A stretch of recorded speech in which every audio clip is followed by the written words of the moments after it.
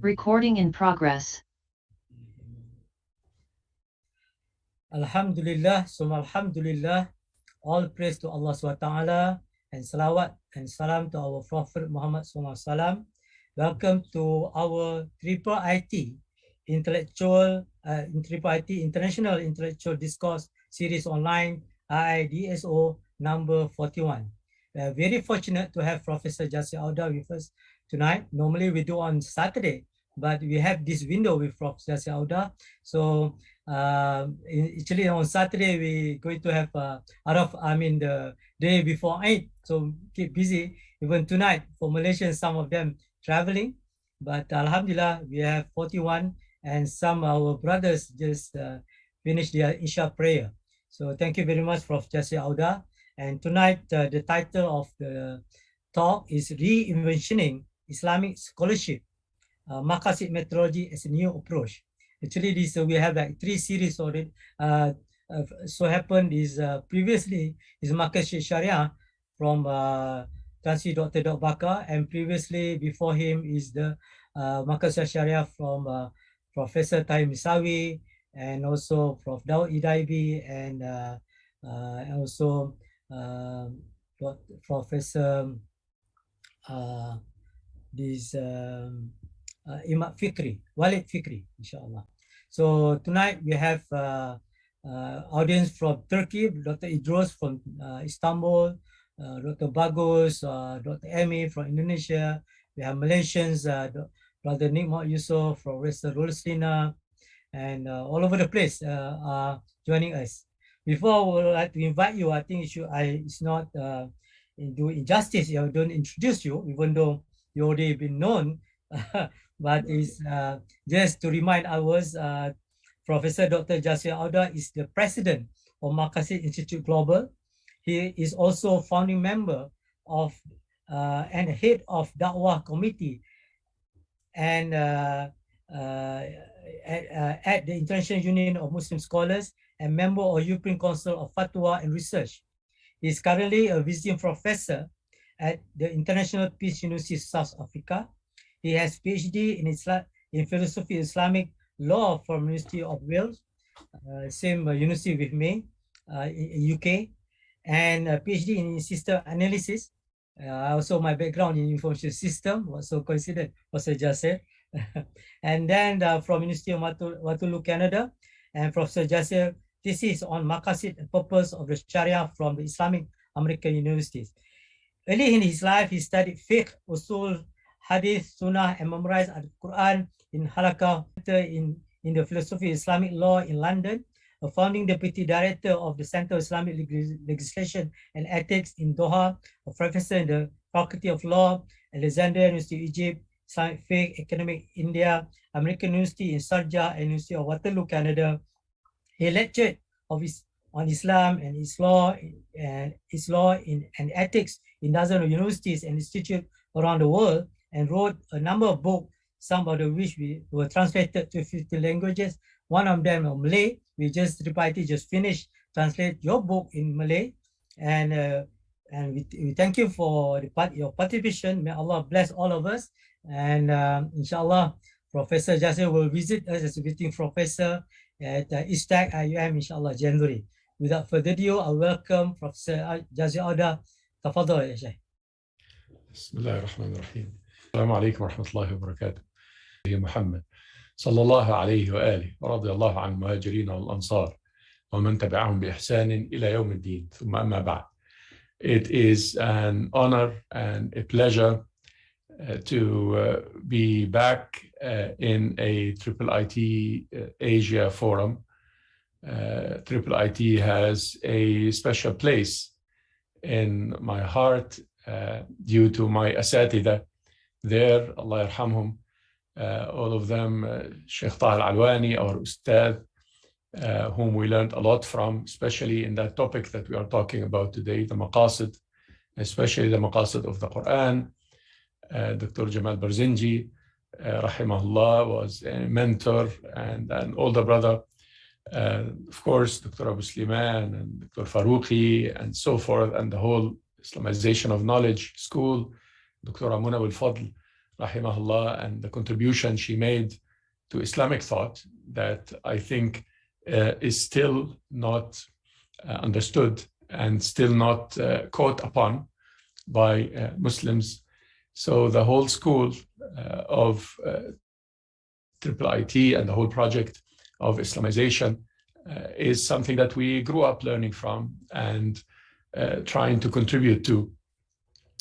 And then we got into Maqasid Sharia studies, first with IIIT, again with a couple books that I published, that I wrote Fiqh al-Maqasid back in the 90s. And then after that, Maqasid, the systems approach, as well as the other books on Maqasid, the beginner's guide, and the translations of which, as Prof. Fauzan mentioned, Jazakallah khair, Prof. Fauzan, for a very generous introduction, the translations of which took us to different countries, and the training on this topic of Maqasid has given us a lot of experience in different countries around the world. The latest that your brother wrote on Maqasid is this book, Maqasid, Re-envisioning Islamic Scholarship, Maqasid Methodology as a New Approach, which actually I also published in Arabic by the name Al-Manhajiyya Al-Maqasidiyya of Dar al-Maqasid in Istanbul. And in this book, it's actually a continuation of all of these journeys, of the journey of the Islamization of knowledge, even though in a different road and taking a different approach, which I will speak about a little bit, and the journey on Wasatiyya, that was also a journey that started with some of the scholars who contributed to Al-Ma'had Al-Alami Al-Fikr Al-Islami, to IIIT a long time ago, our Sheikh and Ustad, Sheikh Muhammad Al-Ghazali, rahimahullah, and our Sheikh and Ustad, Sheikh Yusuf Al-Qaradawi. May Allah subhanahu wa ta'ala give him health and long life. And basically the merging of Al-Wasatiyya School and the Islamization of Knowledge School in the Maqasid approach, and then eventually developing the Maqasid approach has produced this new approach that we are trying to promote. And the Maqasid Institute, inshallah, is working on promoting it. I see Dr. Ildous Rafiqouf here in the audience, and he is our Deputy Director of the Institute. What are we trying to do is to bring knowledge back to the basis of the development of this ummah, because knowledge is the vehicle by which we can stand on our feet as an ummah and start to understand the world around us properly and head to the future in the best way.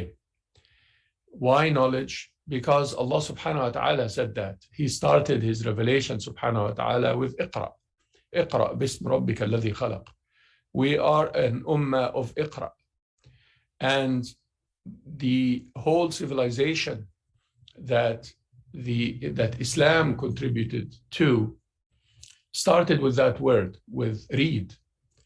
And read has to do with acquiring knowledge and producing knowledge and thinking. It is very important that we work in 3 areas. And let me start with the last chapter of this book that has to do with Islamic education. Because I think that Islamic education is the key of the revival of this ummah. We start with producing knowledge, and then we should get into educating knowledge, how to transfer knowledge to others. And then we get to a 3rd circle that we could call realizing knowledge. So in modern terms, we could be talking about research, education, and action. Research has to do with producing the knowledge and the thought. Education has to do with reconstructing the Islamic universities and the Islamic educational institutes in order to fit with that research that we're talking about. And action has to do with reconstructing and restructuring the Islamic movements and the Islamic projects and the Islamic initiatives, political and commercial and social and so forth, based on the research that is done and the education. Research is key, and it is essential that we start in the right place. We cannot have our research hijacked by other people's agendas, because we are starting from the wrong question, from the wrong research question. You see, before we can build a curriculum and shape the mind that is going out into the world and make action and make a change, that curriculum has to be built on research. And that research normally starts with a research question that many of our, mashallah, I see many of my colleagues here, professors and students and graduate students, you start with a research question that has to do with a problem. The problem is that our problem definition has a problem. Why? Because we don't define the framework based on Islam. We don't ask the right questions. And therefore, because of that, the framework itself is not the right framework. So I am consulted often by students. I am writing a PhD on patriarchy in the Muslim societies, and I need to interview you. Or I'm writing my PhD on democracy in the Arab world. Or I am writing my professorial work on mental health and what it's supposed to be doing. Or I am addressing the development in East Asia. All of these questions are not Islamic questions. And if you are going to discuss development in East Asia or in the Arab world, or you're going to discuss democracy or patriarchy, you have to put all of these between quotes. Why? Because you have to have a framework based on which you critique these things. Democracy is not all good and it's not all evil. And it is impossible that the Islamic movements are actually fighting for democracy. And kids are dying for democracy. And we don't know as Muslims what exactly we're fighting for, or what our best youth are in prisons or dying for. It is not right that they spend their lives in prison because they were fighting for democracy. Because as a person who lives in the West, here I'm talking to you from Toronto, democracy has its advantages, of course, and it has its evils. And we have to critique that in order to have an Islamic approach to politics. It is not possible that the Muslim budgets and the Muslim wealth is going towards development, because what theory of development are you talking about? And that development, basically, how do you define it? And I was in the Arab world in a number of countries, and people were talking about knowledge economy and knowledge development. And when you take a model of knowledge development or knowledge economy that is not Islamic, that is based on the interest of certain IT companies, and that is promoting the intellectual property ideology, and that has a particular economic and political interest, and has nothing to do with the development of the human as we know it in Islam, which we could call al-maslaha or al-khair, the good, or the maslaha. How do you define development? Or if you are talking about mental health, which is something that's all over the place these days, wherever you go, people are talking about mental health. How do you define the human that you are trying to analyze mentally? And what is a problem? When do you say that this person is crazy or this person is sane? Or what is that exactly? We sometimes, and I see our colleagues who study psychology here, oftentimes we build our Islamic psychology on Freud, and we build our Islamic sociology on Durkheim, and we build our Islamic architecture on the French Renaissance school, and we build our political Islamic research and movement on democratic principles and stuff, and then we study justice based on roles or marks, you see, and that is a problem. Now, the paradigm that the Islamization of Knowledge School has proposed has to do with, as our asatidha put it, the two readings, the al-aqli wa naqli. But this is very important that we critique what we mean by al-aqli and what we mean by naqli, because it is not Islamic that al-naqli becomes the fiqhi in the sense of the history of fiqh. That is not the naqli that is right in Islam. And it is not right that al-aqli becomes secular. So al-aqli is almani, and al-naqli is al-turath al-fiqhi. Let us start with al-naqli. Naqli is not about the fiqhization of Islam in the sense of making it reduced to a law according to a particular school that people identify with historically because of the court system in the past. So the Shafi'i school in East Asia and the Maliki school in West Africa and so forth, and the Hanafi school in the Turkish and European part of Islam, for example, or India. And then people think that we go to Islam if we borrow from the Hanafi fiqh, and we are actually Muslims if we apply the Shafi'i fiqh. And that might be true only in the issue that is called ash-sha'air, or al-ibadat, or rituals. I grew up learning the Shafi'i fiqh, so I do wudu and pray mostly according to the Shafi'iyya. Why? Because when I was a kid, we memorized these things. But can I do today's economics and psychology and architecture and politics according to the Shafi'iyya? Of course not. This is intellectual suicide. This means that I don't know what I'm talking about, because the Shafi'iyya did not deal with this. How am I going to do politics? Who from the Shafi'iyya wrote about politics? Well, al-Mawardi and al-Juwayni. Okay, so I'm going to go back to Imam Juwayni, and Imam Juwayni, we all learn from his books. But Imam Juwayni's writings on politics has nothing to do with modern state and policy making and ministries and international relations and modern economics and so forth. What Imam Juwayni wrote has nothing to do with this. And therefore, we need a new approach.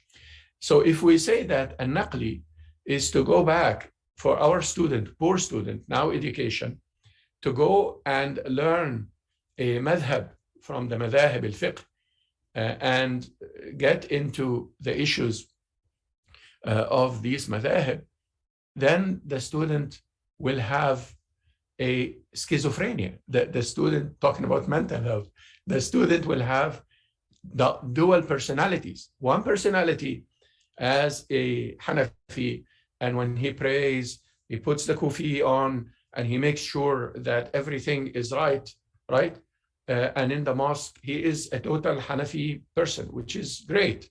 But then when he goes to the state, he runs the state like any secular European state.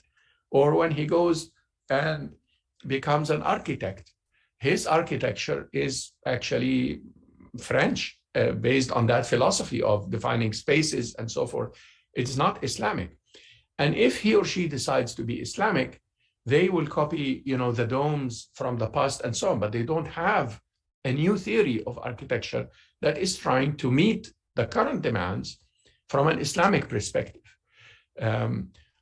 People say, well, but how are you going to do that if it's not madhahib? Well, to go back to the origin of Islam, and that would be what is written here in chapter 1 of that book, that has to do with the Quran and the Sunnah of Muhammad sallallahu alaihi wasallam. Okay, well, but the Quran is not a book of architecture or politics or history or psychology. Yes, it is not, but it gives us the foundation of dealing with history. It is not a book of history. It doesn't have dates, and it doesn't deal with dynasties and wars and so forth in the historical way. But it tells you how to think about history.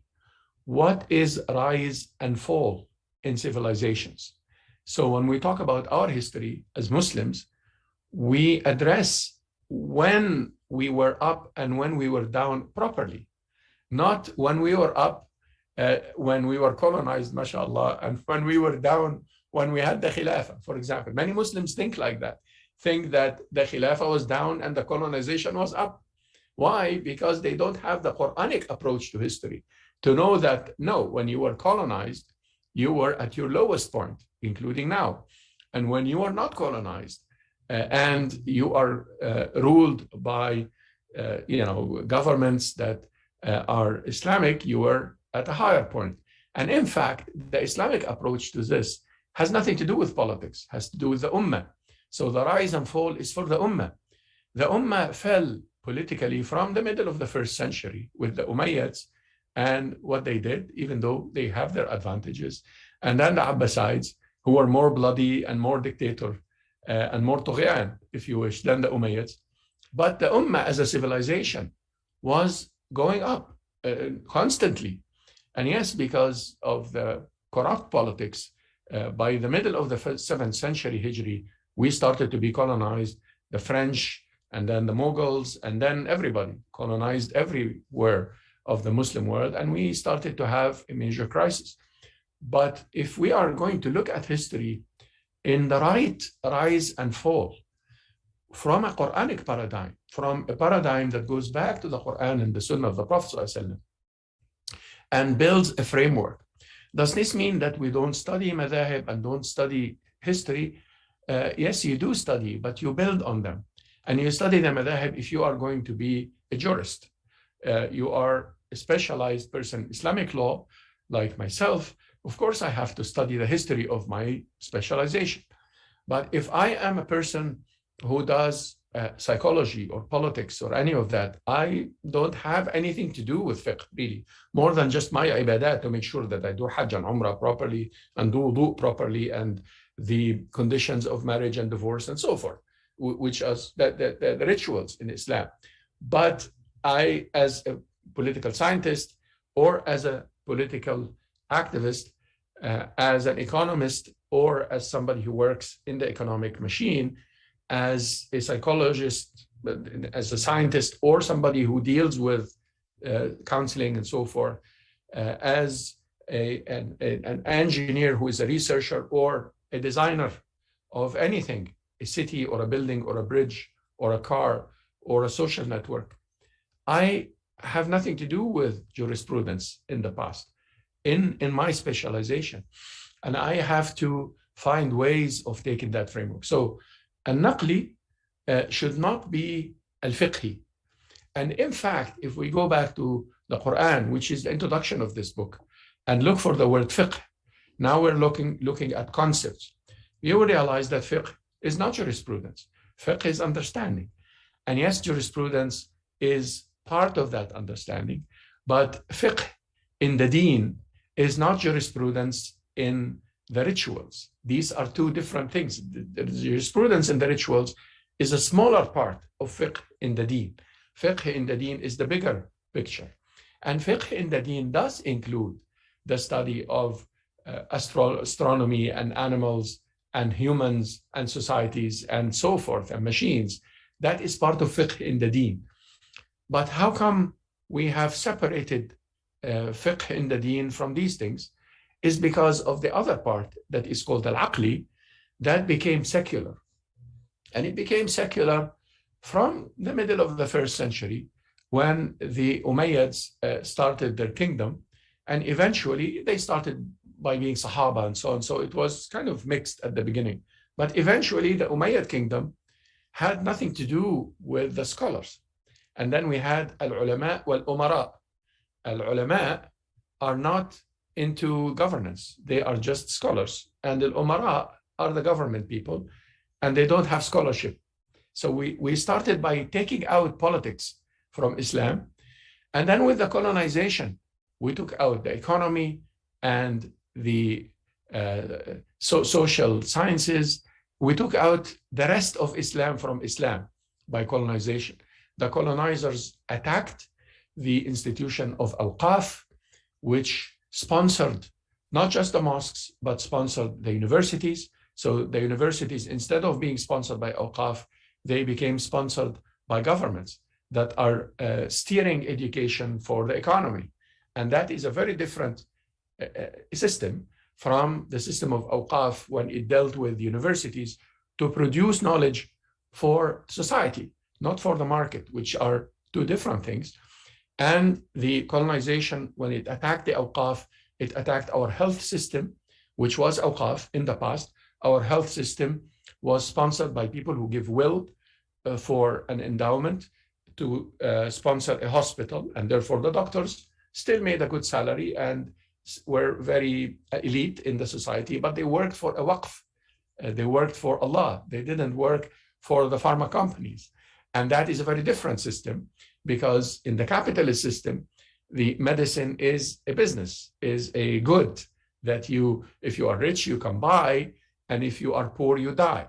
That is not the Islamic system. And therefore, the colonizers made sure that our hospitals system and our medical system is not sponsored by the awqaf and sponsored by interests or governments in the socialist eras that we passed. And therefore, that became another problem.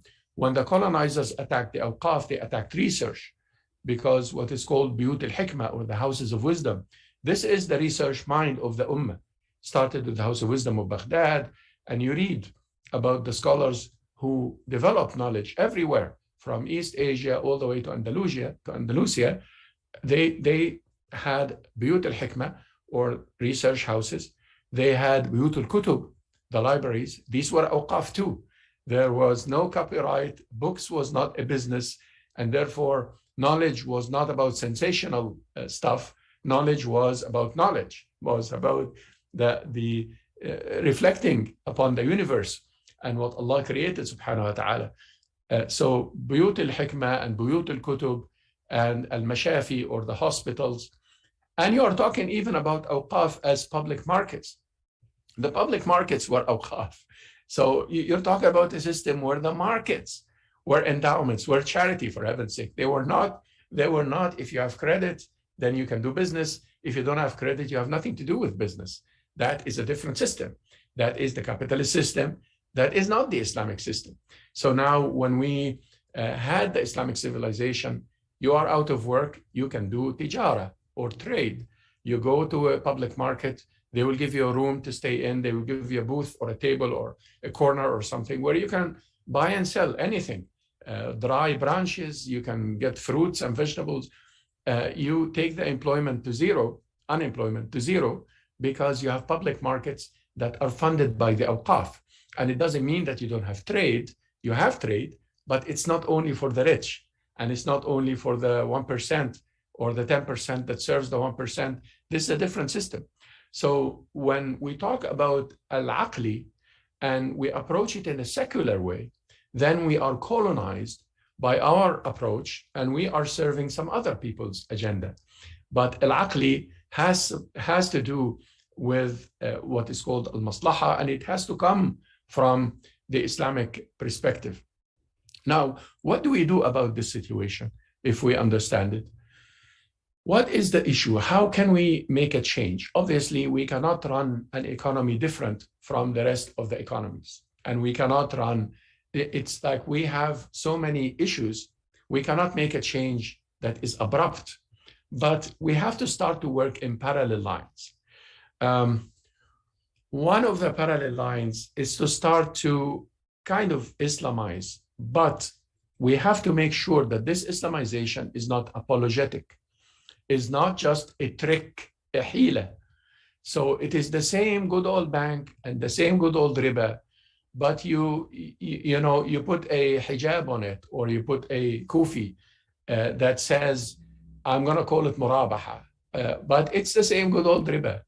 And you are just making a trick around it. And then, because murabaha is to have a company. Murabaha is not that you give me 100 and I give you back 120. That is the definition of riba. Trade and money is riba. That is what Allah called وَأَحَلَّ اللَّهُ الْبَيْعَ وَحَرَّمَ الرِّبَى. Al-bay'a is trade. Trade in Islam is allowed in anything but money. You cannot give me gold, 10 pieces of gold, and you take 11, or 20 pieces of silver and you take 24. Even if you put in the middle a piece of silk, as Ibn Abbas radiallahu anhu said when he was asked about the two sales in one, that somebody borrows a piece of silk, and then, so I borrow a piece of silk from you, and then I give you back the silk, you buy it from me for $100, so you give me $100, and then you basically, I buy it back from you for 120, so 120, so you give me 100, and I give you 120, and I have the piece of silk, and then you tell me, oh, you actually borrowed that some time ago. I said, okay, here is the piece of silk back. So Ibn Abbas, when he saw that, he said, مَالٌ بِمَالٌ وَبَيْنَهُمَا حَرِيرًا. This is trading money for money, and in between there is a piece of silk, but the silk is not the issue.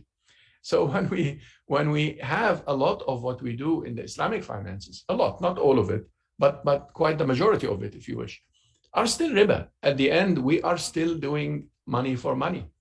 And we are not really doing trade. As Allah said, it's trade. I'm giving this as an example of trying to have a solution that doesn't defeat us. Because if we have a solution for Islam, it has to be a genuine solution. It has to be a real change, not a superficial change, not the same politics, but you call it an Islamic party, but it's the same politics. It's based on what? Machiavelli. Sayyidina Machiavelli is the prophet of that politics. I mean, I'm being sarcastic since the politics would bring a lot of sarcasm these days. But you can't do Machiavelli and you say, I'm an Islamic party. No, Islamic party is different. And it has to have different set of values and so forth. It cannot be the same good old politics and the same good old economics and the same good old psychology and everything. No. And how can you make a change? Written also in that book, in one of the chapters, is to reconstruct the Islamic scholarship to critique the disciplines, to start with. So to critique the ideas, and then from the ideas, we go to the institutions. In other words, when we study politics and Islam, we have to critique the system of democracy and parties and nation state and so on. It doesn't mean to go anarchic, but we have to critique in order to reconstruct and restructure in order for us to be able to stand on our feet and be Islamic. When we study economics, we have to critique that system from the fiat money to the central banks and the creation of money of nothing, out of thin air on a screen. It used to be papers, at least some nice colored papers. Now it's just a screen. Now we're 1 trillion more. Okay, done. And what is this? This is not money in Islam. We have to go back and critique the economy in its core. We have to go back and restructure these disciplines. And our education cannot go by the same disciplines. There has to be a parallel line where we restructure our education. Instead of being disciplinized according to the market, it should be disciplinized according to the phenomena in the reality that we are trying to resolve. And instead of the Quran and Sunnah being Islamic studies, and you go and study the Quran and Sunnah has nothing to do with reality, the Quran and Sunnah should be in every curriculum as a basis, not just you memorize a little bit like some Islamic universities where you memorize a little bit of the Quran and you take an introduction to Sunnah and a course on Islamic civilization, and that's it. And then you go study again, as I mentioned, psychology according to Freud and sociology according to Durkheim. No, that is not the right approach, but we should restructure our disciplines, our departmentalization in universities, and that is the key. Islamic universities versus non-Islamic universities, that concept by itself is wrong. We should go back to a university is a university, and Islamic is the approach. Islamic is not theology or religious studies. That is secular. But to be Islamic is to have a university for the university's sake, for knowledge, all disciplines, but to restructure the disciplines. And as you see, this is a high goal that will require some strategy and will require some approach that is gradual to start, where to start and where to end. Where to end is to restructure knowledge around phenomena and to define phenomena, not according to the World Bank or the UN Well-Being Index or any of that, to define phenomena based on the Quran and the Sunnah of Muhammad ﷺ, based on Islam, to define phenomena based on what is urgent for the Ummah, the phenomena of poverty, not the phenomena of, I don't know, economic freedom, whatever they call it, and whether there is economic freedom or not for the sake of, again, the 1%, but to define, for example, poverty as a phenomenon and see what are the elements that contributed to poverty in our ummah, the political, economic, social, etc., and how can we resolve the problem of poverty. Al-faqr, that is a Quranic term. Al-tughyan, or tyranny, to define tyranny as a problem. You can call it a democratic system or a dictatorship system, military, royal, non-royal, whatever it is, it doesn't matter, but tyranny is tyranny. You could have royalty in Islam, you could have a democracy, you could have anything, but you cannot be tyrannical. Taghut, al-tughyan, al-baghi. This tughyan and this baghi has to be defined, and therefore we could be a democratic society, but we have tughyan, and therefore we need to reform, restructure. I don't like the Reformation and the reform language. I think it's very Protestant. I don't think we should go there, but we should do what's called tajdeed in Islam. This is the Islamic term.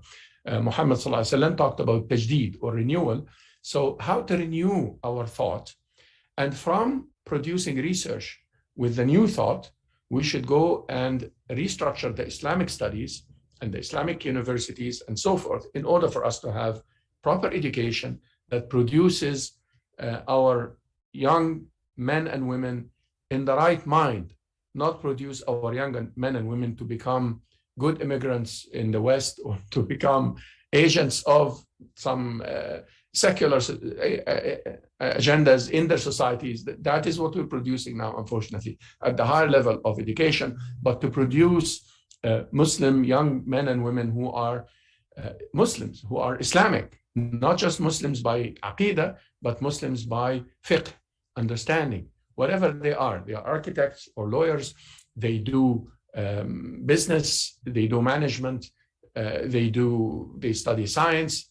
They have an Islamic framework. They are not within a framework that is not the framework. And finally, action, or the movements and the initiatives that we have in the Islamic world cannot have misguided objectives and cannot have misguided concepts and so forth. In that book, there is a 7-element framework that is even on the cover here, those 7 elements forming a network, all connected. Time would not allow me to get into details on that, but we talked about objectives, concepts, groups, universal laws, proofs, commands, and and objectives. So those 7 elements, we have to have the right objective, the right concept, the right classification of groups and parties and categories, the right understanding of the universal laws or Sunan Ilahiyya, the right values, the values of beauty, the values of morality, and the values of benefit, as well as the proofs and commands. These elements combined in a network of thinking would shape our minds in order for us to have the right research and the right education and the right action. I hope that this introduction does some justice to this book. It's available at the Maqasid Institute, and Prof. Fauzan, I could also, inshallah, communicate with him. Could be available for people in IIIT Asia if they would like to read that or excerpts from it, or training. We have on our website a training, several hours, as my professor mentioned here, several hours that you can take on our website as an introduction. And we are preparing more systematic, if you wish, studies and certification of that. This is some of my thoughts, but it's actually a collective work of our institute that we all worked on these ideas and these programs in order to try to make a change. I hope that this would be enough to open some discussions. Barakallahu feekum, jazakumullah khairan. Assalamu alaikum wa rahmatullah. Alaikum salam wa rahmatullahi wa barakatuh. Jazakumullah khair, Prof. Jasser. Well, alhamdulillah, we have 17 and now 69 of participants around the world. Dr. Droz from Istanbul, Brother Riyaz Mir from Kashmir, and a few, I think, Malaysian, Indonesian, and so on. Brothers asking me to show the book. Oh, yeah, please go ahead. Yeah, Re-envisioning Islamic Scholarship, Maqasid Theology as New Approach. Yeah, we can have it in IIIT and also Maqasid Institute of Malaysia, MIM, inshallah. Thank you very much. And among discussion that Prof. Jasser put across just now about new approach, we need a new approach. Otherwise, we are, I like your term, intellectual suicide, especially ICT. Like we cannot use all those fiqh last time in our virtual reality and this artificial intelligence. And one of the reasons is colonization and how they attack our universities, hospital, and you did not mention about, you mentioned about political party. The way we run our country is based on commercial, sometimes based on the, it's not to serve society, but to serve those capitalists. So this is a problem that we are facing now. And your solution is to have this restructuring disciplines and knowledge. And through this book, and inshallah, we can have more discussion, more series, and even you said Maqasid Institute willing to come up with the courses, and we are IIIT more than happy to work and collaborate with. Without further ado, I would like to invite the audience to either to indicate to just unmute and to ask questions. And we have one question from Brother Noordin. He's our regular what you call it, participant. In the past, Ghazali tried to synthesize law, Sufism, and Aqidah. Does the spirit of Maqasid have a parallel with Ghazali's project in which knowledge was fragmented and reduced due to colonial influence, was tried to be reunited based on the spirit of Tawheed? Thank you. Barakallahu feekum. Jazakumullah khairan. Yes, this is a very important question because what we talked about is mental and rational, but it does not miss the elements of the heart. Because if we are going to go back to the Quranic paradigm properly, the heart is how you think. And their fiqh, therefore, is not only the rational or what is called al-aqli in the Islamic civilization, but it's also al-qalbi, what is studied very well in Sufism. There is no thought without iman. If you are going to speak the Quranic language, al-iman or faith is what made Imam al-Ghazali's second phase so influential. You see, when I studied his life, I realized that there are two Ghazalis here. The Ghazali that was the faqih and the head of the Shafi'i madhab, all the way until the Shafi'iyya and the Hanafiya had this fight in Damascus and different cities, and the cities were burnt and looted because of the Shafi'i Hanafi, not Shia and Sunnah, not any of that, Shafi'i Hanafi. They were fighting until they burnt the city. And then Imam al-Ghazali went for 10 years in an isolation. And then he came back and wrote Al-Ihya.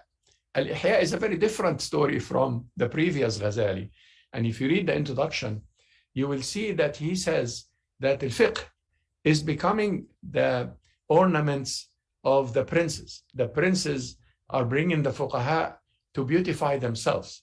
And the fuqaha are, killing the knowledge of the deen. That's why he called it Ihya Ulum al-Din, the revival of the knowledge of the deen, because they killed the knowledge of the deen by selling the agenda to the politicians of the time or the princes of the time.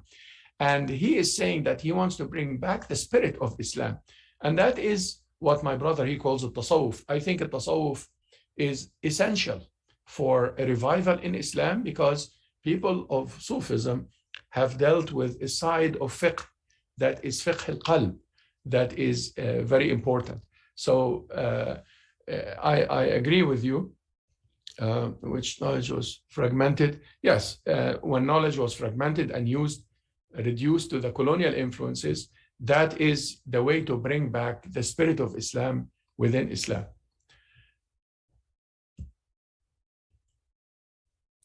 Thank you, Jasser. Yeah, and actually, Noordin asked two questions. I think I would like him to just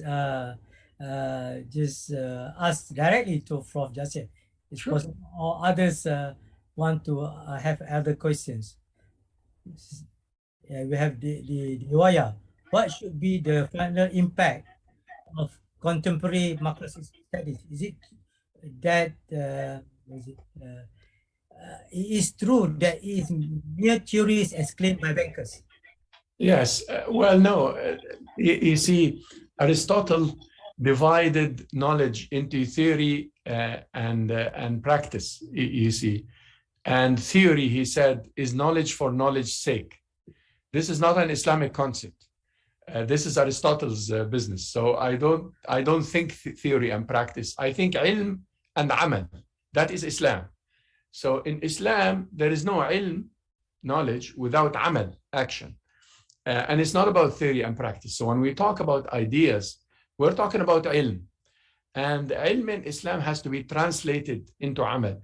You're saying mere theories as claimed by bankers. No. Well, bankers have a very difficult position because the economic system is vicious. The economic system is very strong, the capitalist system, I mean. And Malaysia has quite a share of trying to change some of this. during some of your stages in the past, in the previous decades, you tried to change some of the domination of the vicious capitalist system. And some governments tried and some governments failed. And I'm not into politics enough to be able to analyze exactly. But you have your share of trying to oppose the international system that runs the economies of the world. I think that we should transform al-ilm into amal gradually. So if we're talking about economics, for example, let us promote the idea and the culture of endowments. And let us make these endowments, make our universities stronger and our health system better and more for the real needs of the people. And let us take, if you wish, a civil initiative in the capitalist system. I live in Canada here, and what makes Canada, to me, a surviving country is that it took some social elements from other systems. Like the system here is not purely capital. Purely capital doesn't survive, you see. So they survive by borrowing some elements. So we have a health insurance for any citizen, and we have a system for unemployment. We have a system that is not exactly capital, but it makes the capital system survive. So in the Muslim world, we should bring from Islam ideas that are not exactly capital, but not necessarily against the foundations of the capitalist system. Why? Because we cannot fight. If you are going to say, well, fiat money is this, and I'm going to do gold and silver, or I'm going to do paper money, but represents gold, not just paper, it will be a war next day, and you cannot fight, and the Arabs cannot fight, and nobody can fight now these days, you see. So we have to be aware of the real issue. And therefore, yeah, we still have to go by the capitalist system because we really cannot fight. But we have to also mitigate the capitalist system through civil institutions and civil initiatives.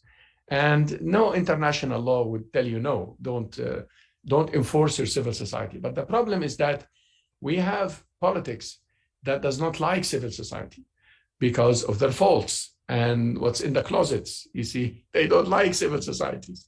But if the politicians promote civil societies, this would be better for the politicians too. It gives them a better force with international politics to tell them, well, I have civil society that is trying to push me to make the health system a better system.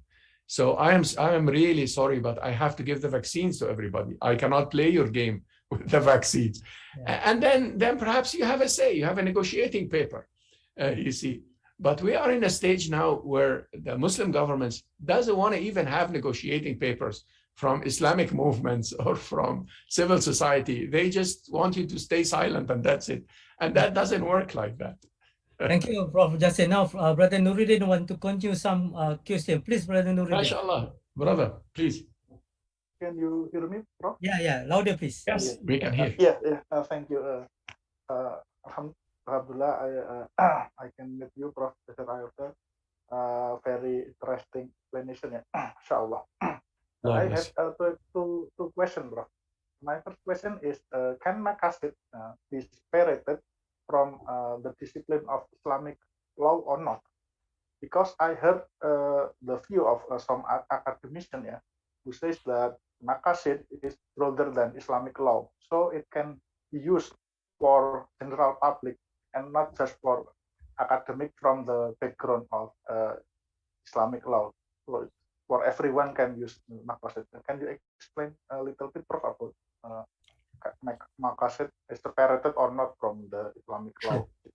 That's my first question. And my second question is about, you state that Maqasid has parallel with the idea of Islamization of knowledge, where Maqasid also implies the reconstruction of the production of current contemporary modern knowledge. My question is Maqasid limited to the reconstruction of social science or include natural science and technology, Prof?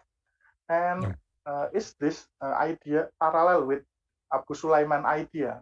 I think the imagining about the need of alternative methodologies beyond traditional usul fiqh and modern Western methodology. Maybe that's a question. Thank you, Jasser and Brother Noordin. I have, I think it's related to Brother Noordin question from Brother Shihan in the chat. What are the qualifications to use Maqasid in social science or other areas? So you have like 3 questions or 4 questions now. Inshallah. Barakallahu fikum. First of all, see, Maqasid al-Sharia are qawa'id when it comes to Islamic law, when it comes to fiqh al-tashri'i, Islamic jurisprudence. I'm not talking about fiqh in the general sense. I'm just talking about the fiqh in the jurisprudence sense, tashri'. So family law, the rituals, and so forth. Maqasid al-Sharia are qawa'id. They are maxims. So from the fiqh, the scholars came up with a maxim that the Sharia is about the preservation of the 5 pillars and darurat wa hajiyat wa tahsiniyat. This is not what we're talking about. The Maqasid approach, the Maqasid methodology is not Maqasid al-Sharia. Maqasid al-Sharia is a small part that fits al-fiqh in the ibadat sense. But when it comes to mu'amalat or everything that we talked about economics and psychology and architecture, Maqasid al-Sharia is not fit to renew these sciences. It is not possible. Otherwise, you will be apologetic. You will do capitalism and you say it's hifz al-mal. And you do, I don't know, intellectual property, you say hifz al-aql. And you do everything. No, that is not what we're talking about. This is exactly what we are against. We are against Maqasid al-Sharia being an apologetic tool for non-Islamic ideas. So we believe in Maqasid not as Maqasid al-Sharia as Imam al-Juwayni puts it, and al-Ghazali, and then Imam al-Shatibi. We respect all of this and we have to study all of this. But we are talking about Maqasid al-Quran as an approach to read the Book of Allah. Read the Book of Allah based on the objectives of the Book of Allah. Objectives for the economic system, for the political system, and objectives for the heart, for the mind, for the health. This is different from Maqasid al-Sharia that is usually taken in an apologetic way. Should this be separate knowledge or not? I don't believe that any discipline is an isolated circle. I think all disciplines are intersecting. You see, even in secular academia, you cannot say, oh, this is biology and this is chemistry. Because there is biochemistry. There is, an intersection between chemistry and biology and biophysics and psychological astronomy and many things. Like, it's just knowledge by definition has to intersect with other knowledge. So I cannot say Maqasid al-Sharia as a knowledge has nothing to do with fiqh. Well, there is an area of intersection, and have nothing to do with politics. No, there is an area of intersection, and so forth. I believe that the Maqasid approach is a circle of knowledge that intersects with every kind of knowledge, because every kind of knowledge has objective side of it, the objectives. Your second question, of course, we learned from Dr. Abdul Hamid Abu Sulaiman, Allah yarhamu. We learned from him growing up and what he talked about in terms of social sciences and usul al-fiqh and so on. And you can consider this project to be a continuation and a correction of what was proposed there, and that is normal. I don't think that our Ustad, Sheikh Abdul Hamid, would have an issue for us saying that. Why? Because when you separate the social sciences from the natural sciences, you are actually still in the secular realm, because the natural and applied sciences have a philosophy too and have values too, and they are not void of the Islamic approach. Yes, the fiqh didn't deal with them, but that doesn't mean anything. I do believe that usul al-fiqh in its inherited form is not enough for a methodology. I believe that usul al-fiqh is a special case of the Maqasid methodology that we are approaching. Usul al-fiqh works very well with the ibadat and the sha'air, but doesn't work in the other areas. And that's why we're proposing the Maqasid methodology to expand the thinking in the other areas. But we don't contradict with usul al-fiqh in the sha'a'ir. If you are going to do fiqh for al-hajj or al-umrah, or of course you have to do the Quran and Sunnah, and you can talk about qiyas and maslaha, and yes, that is fine. But you really cannot, the current economics and the current psychology and the current technology with qiyas and istihsan and istishab. That doesn't work. These tools are very primitive when it comes to what is required for these knowledges. For example, AI, when you talk about artificial intelligence, you are actually mimicking the human. What is called artificial intelligence is you are mimicking the intelligence of the human, right? How you understand the human is at the heart of this. It is not, you cannot apply usul al-fiqh or artificial intelligence. That doesn't fit that knowledge. But you can apply the Maqasid methodology in order to understand the human, and therefore you mimic the human properly. If you understand the human consciousness, for example, based on the Quran, then your artificial intelligence is going to be guided. It will have the right objectives, etc. It will have the connectivity of the human versus an AI that is very fragmented. As far as I know it, and my brother mentioned I studied AI, like formally, I taught AI in universities here in Canada. And actually, it is quite fragmented, and its theory of consciousness is quite flawed, and it doesn't really match what we know about the human from the Islamic perspective. That would be a different lecture. Just to give an example of that. Now, what is the qualification? The final part of the question. The qualification is different levels. You cannot talk about the qualification. People say you want people to read the Quran and make their own ijtihad, but they are not qualified. Well, if they are not qualified, they should not do ijtihad. The ijtihad has different levels. There is the level that I talked about, which is the restructuring of sciences. You would like to restructure economics based on your own understanding of the Quran, of the Islamic understanding of the Quran, of economics. That restructuring, you have to be well-versed in the Quran and the Sunnah of the Prophet ﷺ. And you have to be really a scholar of economics who can critique economics, not a novice. Because if you are new to economics, anything in the textbook that they will give you, the American textbook or from Oxford or whatever, you will take it as, for granted. But you have to be at the level of senior researcher or professor in order to restructure that knowledge. But as a student, you could restructure some of the elements. Like I talked about awqaf, for example. You can try to, for example, activate awqaf in the health sector, or you write a small paper on some waqf, historical waqf, and how to revive it, and what legal notions you need in order for that waqf to be good. You could still do thinking and ijtihad at your level. So I don't like looking at ijtihad in terms of mujtahid or non-mujtahid. It's not like that. It is many degrees and levels of ijtihad. Every Muslim has to be mujtahid in the sense of knowing how to think for themselves. But as they go higher in knowledge, they can do ijtihad in terms of reshaping the ideas of our time. And that is different. But that takes, do you have to have a Sharia degree to do that? Of course not. The Sharia degree will allow you to do ijtihad in the issues of the jurisprudence. I mentioned at-tashri', family law, etc., and so forth. But you don't need a Sharia degree in order to do ijtihad in economics. Well, you have to know very well what is riba and what is not, and gharar and bay'aini fi bay'a. You have to know what is related to economics, but not everything about Sharia.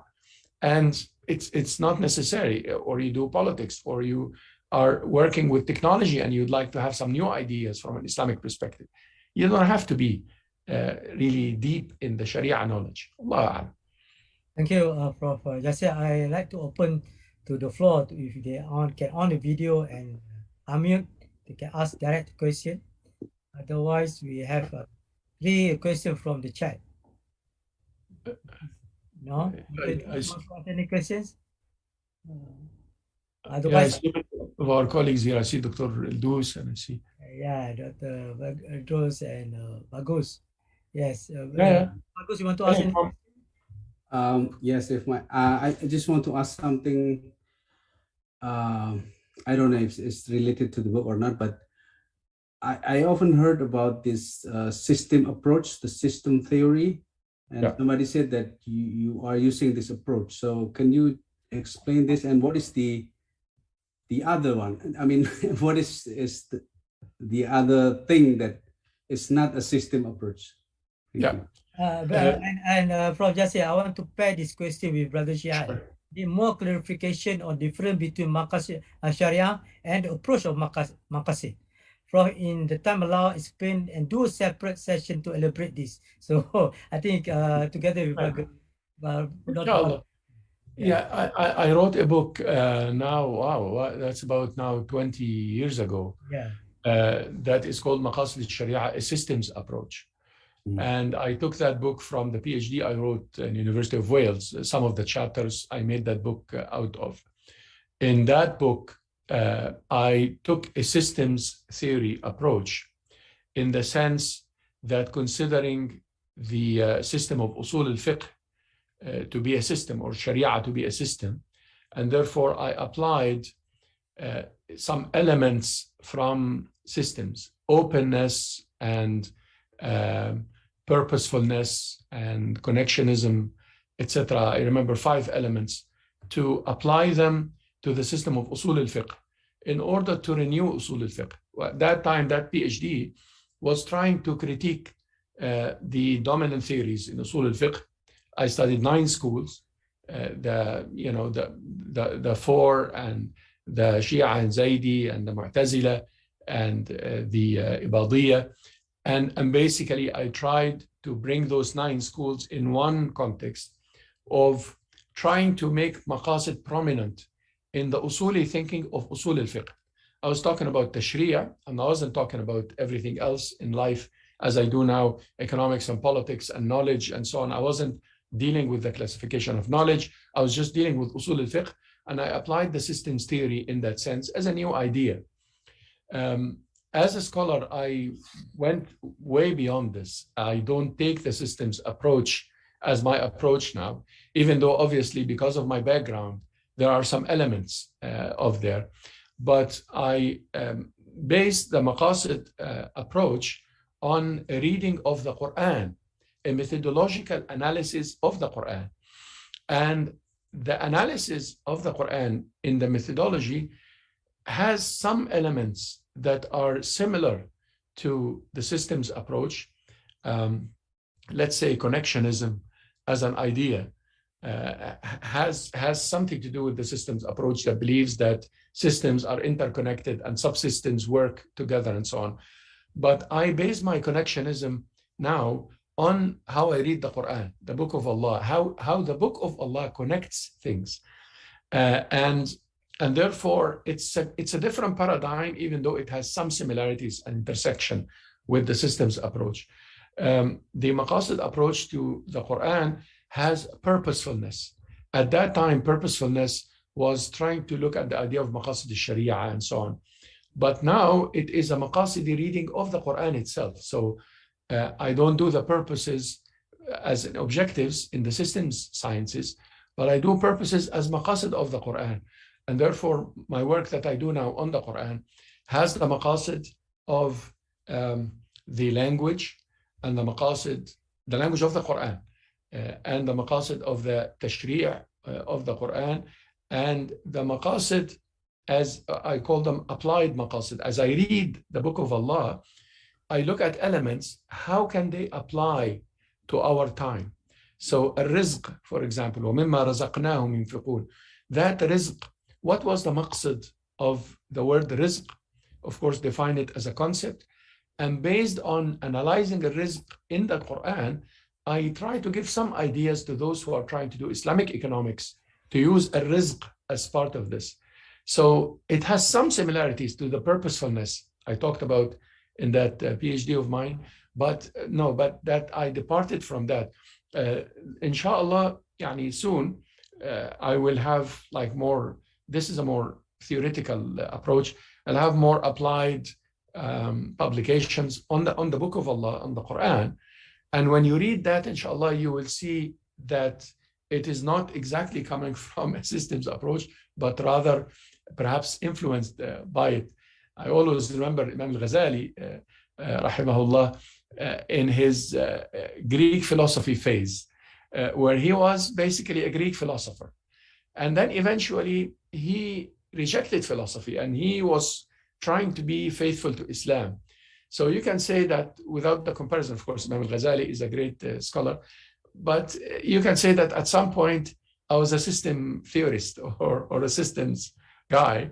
And then perhaps now 20 years on after that book, I take elements from systems. I'm influenced by it, but I'm faithful mostly or basically to the Book of Allah and then the Sunnah of His Messenger, sallallahu alaihi wasallam.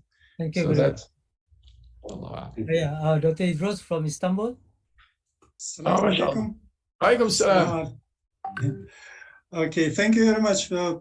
Fauzan and Prof. Jasser, of course. I just wanted to very quickly respond to the question here about how to enroll for courses. And because I'm part of the Maqasid Institute, and we are we are in the last stages of preparing the online course for this Maqasid methodology. Alhamdulillah, all the videos and everything, all the materials are ready. It's just that in the last stages of checking, rechecking all the contents. And we have the Moodle. It's based in the Moodle course. So everything is going to be online, and inshallah, just visit our website. I mean, and soon we are going to announce it, inshallah. Thank you very much, Dr. Idros. And also the talk. It's actually in a MOOCs format and done on Moodle, and we designed it in a very detailed way. So segments of 10 minutes times 5 times 12. So you're talking about 60 segments, and each segment has its assignments. So it's done in a very, very detailed way that is based on this book. And the website, I'll put it out there, or Dr. Aldous can put it, maqasid.org. Thank you very much. And also the talk we already recorded in YouTube. We also have Facebook, IIIT East Asia. Then also Twitter, IIIT East Asia. I have a question from Brother Jalaluddin. If the Murabaha financing models are not acceptable, is there any alternative principle to design product to resolve our financing needs in terms of purchasing an asset and paying it over a period of time? So I have other question. It is from Nadir Khan through YouTube, because he's watching through YouTube. He said, how do we conceptualize system as a Quranic and Islamic tradition, and who should read to learn more? Barakallah fiqh. Then Akim Kazim, I have been following you from the time you presented the launch at the launching of the book IIUM. It seems many has not been able to see Maqasid paradigm from bigger picture or perspective. Maqasid Sharia is just only part and this, though we tend to confuse.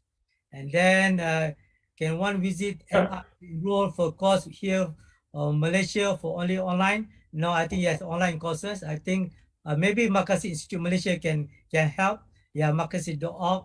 And then Noordin, Osman Bakar sees IIUM as holistic psychology book.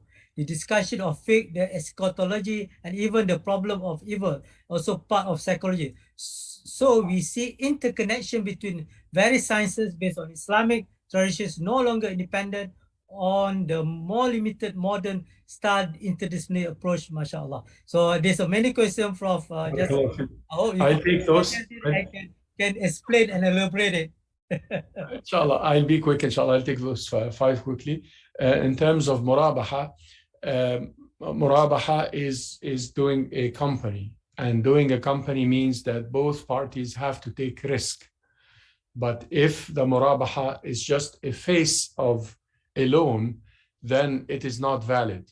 So how can you meet the financial needs is a big question, but it will take courage from the Islamic financing institutions to take risks with people, to partner with you and make profit or make loss, not to make profit all the time. You see, when I lived in the Emirates back in the days and I bought a car from the Islamic Bank of Dubai, basically at that time, that was, oh man, that was a long time ago now. And I went and I wanted the bank to buy the car from me. And before I left the bank, I don't remember, the car was, I don't know, 20,000 dirham or something. Before I left, the bank has checks from me for 24, I guess. So 20 for 24 is actually riba, is riba. They called it murabaha. The bank, you see, you cannot be a broker and a loaner at the same time. So you are either a broker or a financier. And if you are going to finance, then you have to take the risk. You cannot finance and also be a broker, you see. So what we do in some of the murabaha, or most of it actually, is the broker giving me money, and then I buy the house or the car, and then I give the broker the money back guaranteed. That is money for money and a piece of silk between them, as Ibn Abbas said. How can the bank do that? I'm not in the area of economy, but I am just saying that there has to be a way of buying that house where the bank is a partner, there is business involved. This is not just money for money. And the whole model will need to change, actually, like on a different level. We will need to change the whole model. We will need to open the markets for people to be part of the markets, even if they don't have credit. Because the system works here in Canada. I'm asked all the time, I'm a pharmacist, like I cannot open a pharmacy unless I take a loan. Why? Because I will need I cannot just be small and grow. I have to afford $1 million. So the fatwa I give people here in Canada and in the fatwa councils in the West is, well, take a loan from the bank, because otherwise the system is not going to allow you to do anything. You're going to rent a house for the rest of your life and pay somebody else's mortgage. Well, take the mortgage. Or you're going to pay somebody else's interest. Well, you take it. But we are here as minorities and in the West, I think we have a special case. In the Muslim societies, especially, I'm talking to mostly brothers and sisters from Malaysia and Indonesia, you don't need to do that. You're not a minority, for heaven's sake. You are a majority. And you should make sure that the system does not have riba, does not force you to get riba. There is something that please consider, it's called al-qirad. Al-qirad is versus al-murabaha.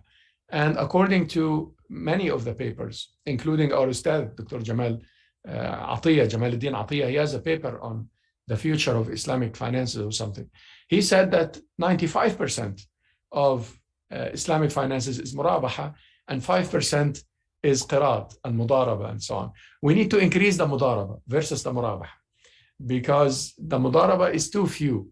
And yes, the mudaraba is where the risk is. The bank is a partner in the company, and then the company fails or succeeds. That is different from the bank giving me money and taking the money before I leave the door, you see. So that's the first question. The second question, the relationship between the systems approach and the Quranic approach. No, the Quran should speak for itself. And yes, of course, as I mentioned, you will be influenced by the sciences you learned. You are somebody who learned strategy in the military. When you read the Quran, everything will be about the military and conflicts and power. You are a psychologist. You will look at the Quran in a with psychology glasses, not easy. You are somebody who is a linguist. You will read the Quran and you will look at the language, more than anything else. So I am saying that as somebody who studied systems, there are influences in how I read the Quran.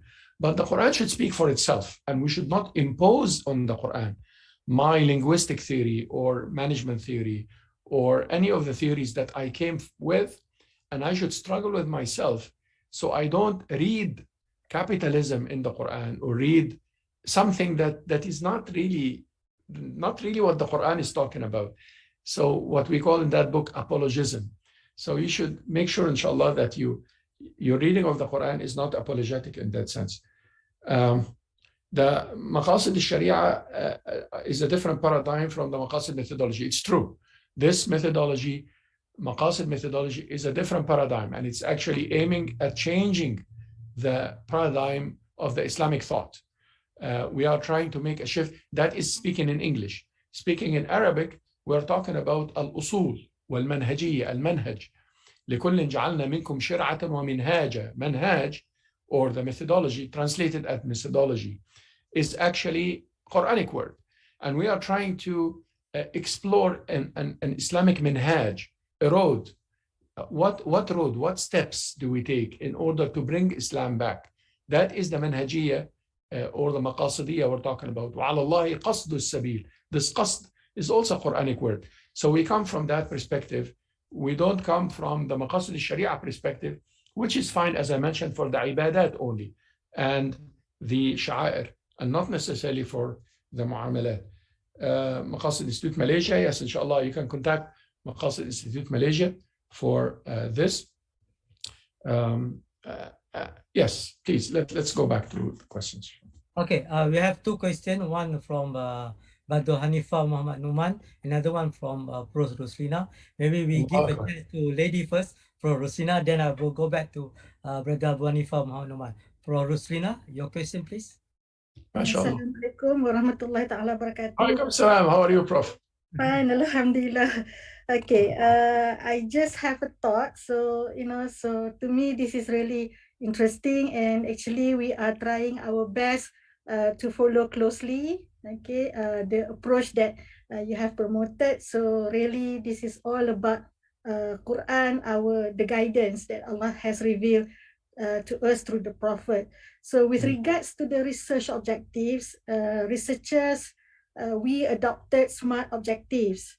And the intention is to provide a structured approach in the conduct of research design. And that SMART, S-M-A-R-T, stands for specific, measurable, achievable, relevant, and time-bound.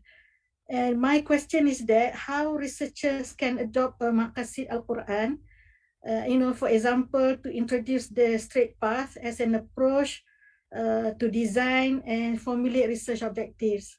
So, Jazakallah khair, Prof. Thank you. Next question, Brother Abu Hanifa. Assalamualaikum warahmatullahi wabarakatuh. Walaikum assalam warahmatullah. Actually, I want to have a clarification of a point you have mentioned in your talk, which was like dealing money with money is haram. You have also mentioned hadith backing that. So, but when we think about mudaraba, where one party will finance and another one will work or do the business or do things required. So by the end of the day, the one finance the business will receive money. I mean, in the morning, he gave $100, and by the end of the business, he received, I mean, at the evening, he received $110. So I want your explanation on this. This is also a kind of taking money, I mean, dealing with money. No, Jazakumullah khair. For my sister, Prof. Roslina, actually in that humble book, we have a guide. The question was about researchers and the methodology and how they can apply. We have a guide of 5 steps for researchers, how to apply the Maqasid methodology. 1 is to define the purpose, and then 2, to go through cycles of reflection, what we call cycles of reflection here, and then build a framework that is from the 7 elements that we have here: المقاصد والمفاهيم والفئات والسنن والقيم والحجج والأوامر. And then from the framework, we go to the critical studies of literature and reality, and how to deal with literature and how to deal with reality, and Islamic literature, non-Islamic literature, and so on. And then the fifth step is how to come up with formative theories and principles that would allow you to do your research or would be the outcome of the research as well. So the book is structured around this, and our training in the Maqasid Institute is structured around those 5 steps for researchers. And of course, these 5 steps are not separate circles. You can do cycles of reflection, and you go back and redefine your purpose or define your problem. And you can, from the framework, you approach the other literature, and you can go back and modify your framework. So this is the framework that we are proposing for the students in order to have systematic steps, 1, 2, 3, 4, 5, how to do research based on that.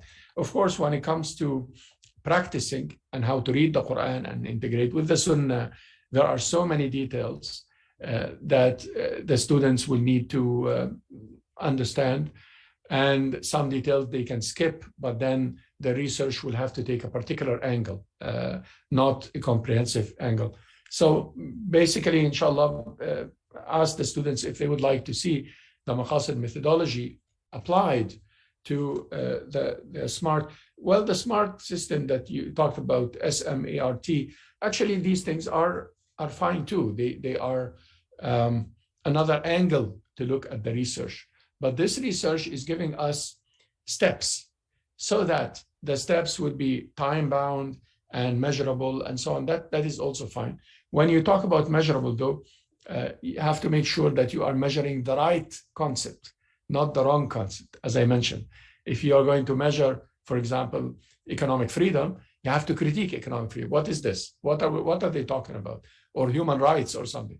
Are they talking about a human right that is approved in Islam, or are we talking about a human right that is not Islamic? And then we should not measure it, we should critique it, and so forth. Second question of Akhi, yes, of course, when you do mudaraba, you wake up in the morning with $100 and you end the day with 110. But you could end the day with 90 or 80. You take the risk. That's why Allah said, وَأَحَلَّ اللَّهُ الْبَيْعَ وَحَرَّمَ الرِّبَى. That is bay'a. But if the bay'a is guaranteed to bring you 110 at the end of the day, that is riba. So that's the difference between bay'a and riba. And why? Why is that difference? I take riba as ibadah, similar to we don't eat pork. Why? Yeah, we can talk about the virus and worms, but we don't eat pork because Allah said that pork is dirty. And we don't do zina because Allah said that zina is dirty and riba is dirty. We could rationalize that zina is not good for the family, but even if there is no family involved, even if there is no children involved, zina is haram and marriage is halal. This is a couple and this is a couple, but this is haram and this is halal. Riba and bay'a, this is money and profit, and this is money and profit. But Allah said halal is bay'a and haram is riba. And then we think about the differences as we talk, inshallah. Barakallahu feek. Thank you. We have Abdul Ganiyu Abdul Rahman Al-Kanbi. Where are you from, brother Abdul Ganiyu? Go ahead. Assalamu alaikum wa rahmatullahi wa barakatuh. Alaikum salam. Assalamu alaikum. Yeah, walaikum salam, Abdul Ganiyu. Where are you from? And go ahead. I'm from Nigeria. From Nigeria. Yeah, of course. Obviously. Okay, thank you very much. I'm very sorry for joining late. So I joined the conversation late, but I made some discussion. So I would like you to talk further more on the Maqasid Institute, the Maqasid application to the modern practice of al-Qira'at. That's the first thing I want you to talk to. Secondly, I met you when you were speaking about the Maqasid Institute of organizing a program, an online course for Muslims. I don't know if this is extended to Nigerians. Can we participate, and when it is coming up? Thank you very much. Thank you. Barakallahu feek. In terms of Al-Qira'at and Maqasid Institute has a group that discusses economics particularly. And I believe if you go on the Maqasid Institute YouTube, you will find some of these discussions. So if you want to get into the ideas exactly of economics and so forth, then please get into the YouTube channel of MI and look at that. And we have Brother Ildus Rafiqouf here with us today, who is the Deputy Director. I ask Dr. Ildus to put your email, please, so that people, if they wish to email you about doing research particularly, or particular resources that we publish and so forth. In terms of the courses, there are two modes here. There is a public mode, like some lectures you will find on our website. I'm not sure under which, but you will look on the website, learn here. So you will have some discussions that we had with our researchers on the Maqasid methodology during the preparation time of this book. It was actually before the publication of the book, and we had these discussions and so forth. But what Dr. Ildus talked about is actually a MOOC or a systematic graduate course that we are offering. Inshallah, we'll announce it soon. If you are on our media, I'm not on social media, alhamdulillah, but if you are on social media, please follow the Maqasid Institute media, and then you will see, inshallah, when the graduate course is offered on Moodle, so that you can take the course in a systematic way. So you will see the lectures and do the assignments, and inshallah, as the instructor of the course, I will join you in Q&A sessions, so that part of it is online and part of it is live, inshallah, in our Q&A, inshallah. Barakallahu feek. And salam to my beloved brothers and sisters in Nigeria. I miss Nigeria, Allah. Thank you. Okay, we have maybe 5 minutes or to 50 minutes, depend on how we receive the response or any more questions. We have the email, and also, we have Zohra questions. Zohra, Jabin, can you unmute yourself? Zohra, Sister Zohra, where are you from? Okay. All right. Assalamu alaikum wa rahmatullahi wa barakatuh. Can you hear me? Yeah, where are you from, sister? I'm from Pakistan, Peshawar.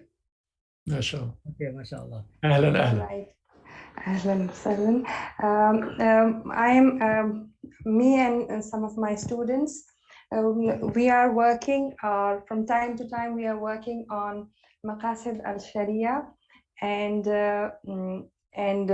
one of our PhD student who's about to get his PhD, inshallah, he has worked on Maqasid al-Sharia index and related to certain Islamic banking things.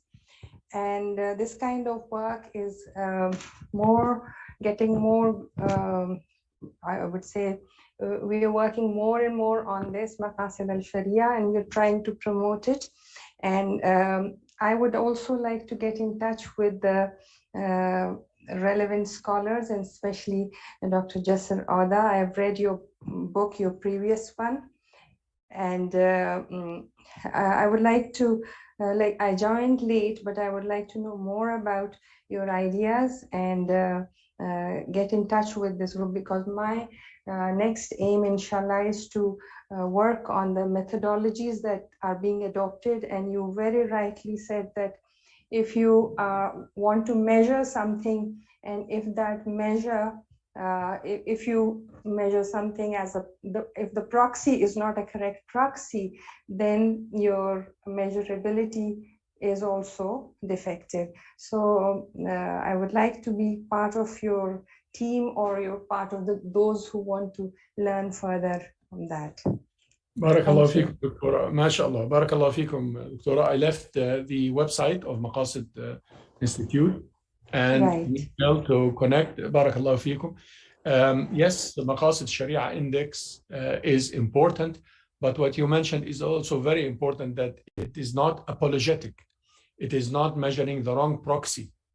And that is an issue, really, that sometimes we have a Maqasid Index in order to apologize for what is happening. You see, many governments these days and many universities and institutions like the idea of the Maqasid Index, because they say, well, the Maqasid Index is saying that we are on the right track and the vision is compliant with the Sharia and all of that. Like, sometimes it is just for advertisement for a political system, or that's not what we are promoting. We're promoting an index that is from the Maqasid of the Quran.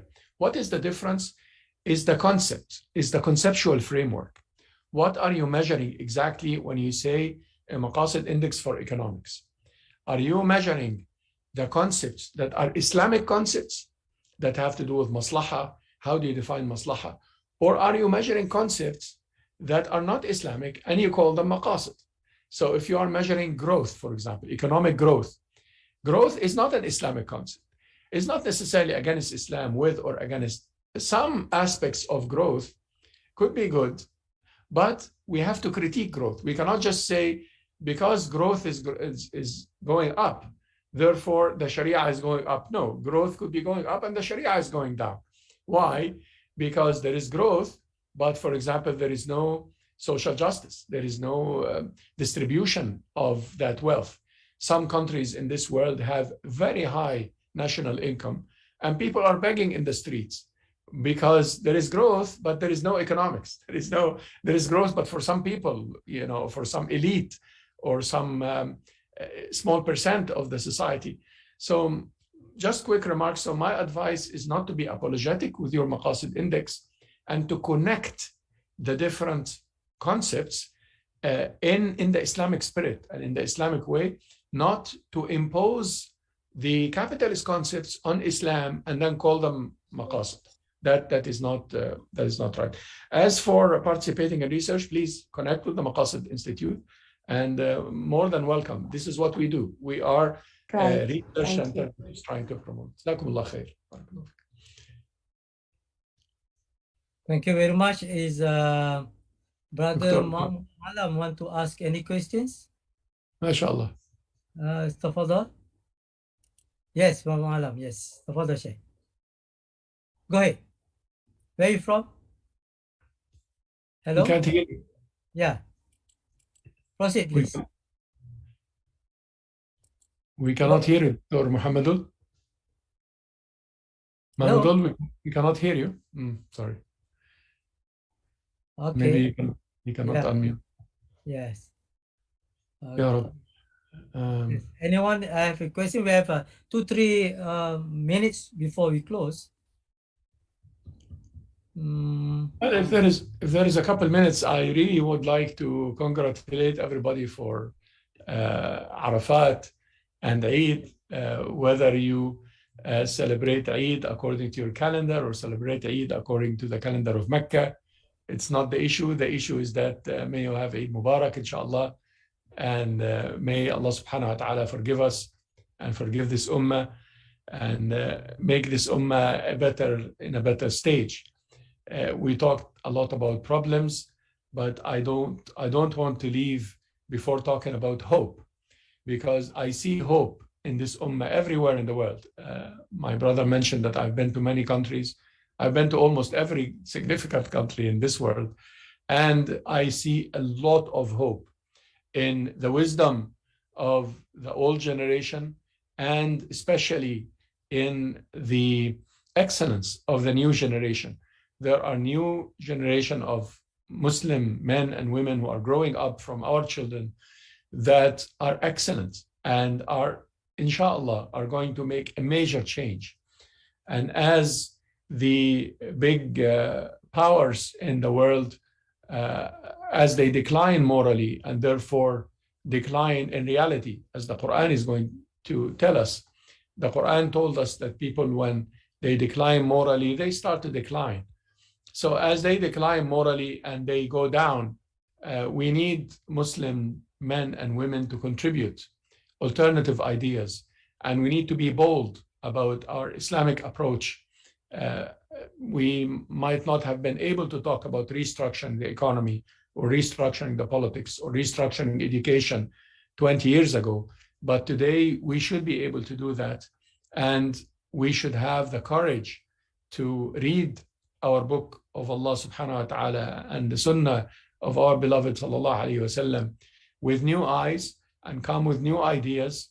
Don't be afraid of new ideas. And I trust the new generation, and I believe that they should be the leaders of the Muslim organizations and the Muslim universities and so on. And I believe that inshallah tomorrow is a better day for this ummah despite all the challenges. We say in Arabic that the time before Fajr is the darkest, and perhaps that is why we see a lot of conflict and a lot of issues, because Fajr is very close, inshallah, and very near. We ask Allah subhanahu wa ta'ala to accept us in His way. Wa barakallahu feekum, wa kull aam wa antum bikhair, wa Eid Mubarak, Salamat Hari Raya, in every language. And I say happy Eid for you, inshallah. Assalamu alaikum.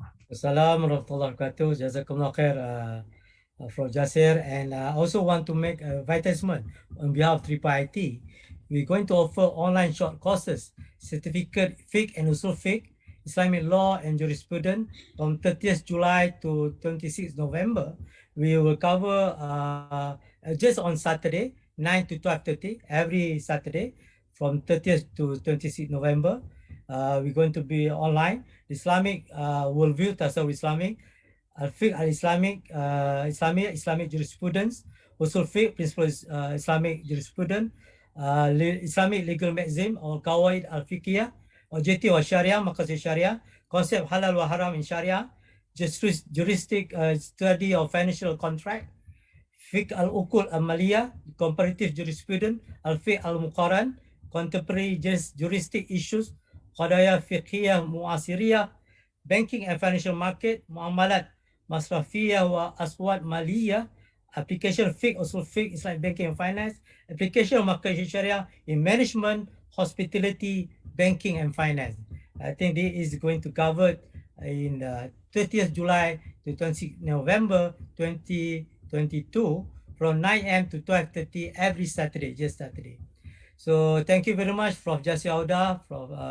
Dr. Idros, and inshallah, we IIIT, on behalf of IIIT, and also we really want to work, collaborate with Makassar Institute, and inshallah, we're going to have again online courses, and looking forward for your physical visit in January, inshallah, for our visiting professor in ISTEC IIUM.